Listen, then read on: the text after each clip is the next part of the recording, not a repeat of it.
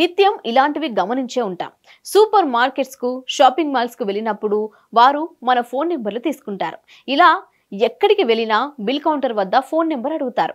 మనం కూడా ఎందుకు అని ఒక్క క్షణం కూడా ఆలోచించకుండా ఫోన్ నెంబర్ ఇచ్చేస్తాం.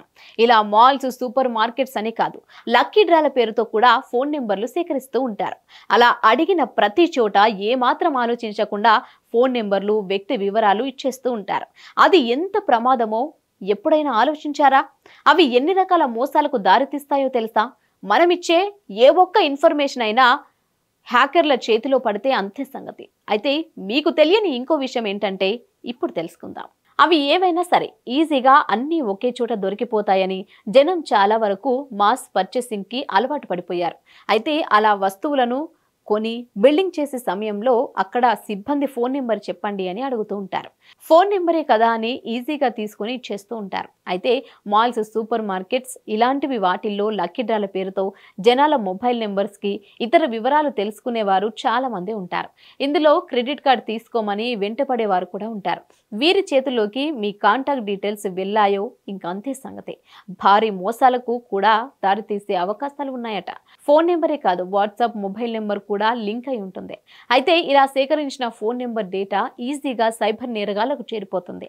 జనాలని ఎలా మోసం చేయాలనే దాని మీద సైబర్ నేరగాళ్లు ఎన్నో ప్రయత్నాలు చేస్తూ ఉంటారు. అలా మోసపోయిన వాళ్ళు కూడా ఎంతో మంది ఉన్నారు. ఇలాంటి వార్తలు కూడా నిత్యం ఎన్నో చూస్తూనే ఉన్నాం. అయితే ఇలాంటి మోసాలకు దూరంగా ఉండాలంటే ఇలా ఎక్కడ పడితే అక్కడ ఫోన్ నెంబర్ ఇవ్వకపోవడం మంచిదంటుంది ప్రభుత్వం. వ్యక్తిగత వివరాలు అందించేందుకు బిల్ ప్రాసెస్ పూర్తి చేయలేమని కొన్ని షాప్స్లో చెప్తూ ఉంటారు. ఇలా చేయడం కస్టమర్ల రక్షణ చట్ట ప్రకారం అన్యాయమైన నిర్బంధ వాణిజ్య పద్ధతి కిందకు వస్తుందని వెల్లడించారు. ఫోన్ నెంబర్లు, ఇతర సమాచారాన్ని సేకరించడం వెనుక ఎటువంటి హేతుబద్ధత లేదని ఆయన అన్నారు. కస్టమర్ల ప్రైవసీకి సంబంధించిన ఆందోళనలు కూడా ఉన్నాయని రోహిత్ కుమార్ సింగ్ అన్నారు.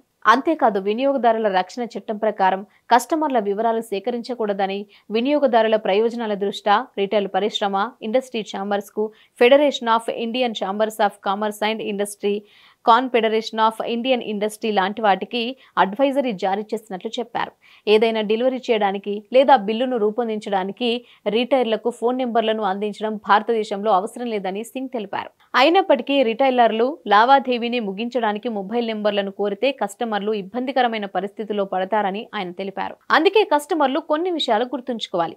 సూపర్ మార్కెట్, మాల్ లేదా ఇతర షాపింగ్ సెంటర్లో మీరు ఏదైనా కొని బిల్లు చెల్లించే సమయంలో మీ ఫోన్ నంబర్ ఇవ్వాల్సిన అవసరం లేదు. ఒకవేళ అక్కడి సిబ్బంది ఫోన్ నెంబర్ ఇవ్వాలని పట్టుబడితే వారికి రూల్స్ గుర్తు చేయండి. Hit TV presents like, share, comment. TV వాళ్ళకు కూడా నేను ఒక సర్ప్రైజ్ ఇద్దాం అనుకుంటున్నాను. మీరు మాత్రమే జెస్సీ ఎందుకు అయ్యారు? ఇలాంటి అమ్మాయిలకి పిలవడానికి బాగుంటుంది. చందు సాయికి like you and have a జనాలకి ఒక పేరు నచ్చిందంటే దీనికి ఒక ప్రాసెస్ ఉంటుంది. ఎందుకు ప్రాసెస్? డైరెక్ట్‌గా వెళ్ళిపోదాం. ఏదైనా ఒకటి మర్చిపోయినావా నువ్వు? మర్చిపోయినా మేడం. ఏం మర్చిపోయావు? నా గుండె. ఏదో ఆ టైంకి మన సుడి బాగుంటే ఎవరన్నా చూపిస్తే రాయగలం కానీ డోర్ టు డోర్ సేల్స్ చేసేవాళ్ళు. శారీ వస్తుంది, శారీలో వెనకాల కట్టుకుని